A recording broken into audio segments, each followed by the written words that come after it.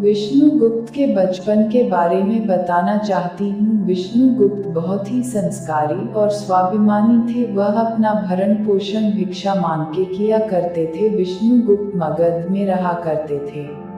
विष्णुगुप्त के पिता का नाम चाणक्य था। विष्णुगुप्त के पिता चाणक्य ने तक्षशिला से शिक्षा प्राप्त की थी। वह बहुत ही ज्ञानी और विद्वान थे। मगध में एक राजा था, उसका नाम धनानंद था। मगध का राजा बहुत ही क्रूर व कपटी था। मगध में अगर कोई मर जाता था, उसे जलाने की जो लकड़ी हुआ करती थी, उस पर भी वो कर लिया करता था। उसकी इसी बात का मगध के बड़े आचार्य विरोध कर रहे थे।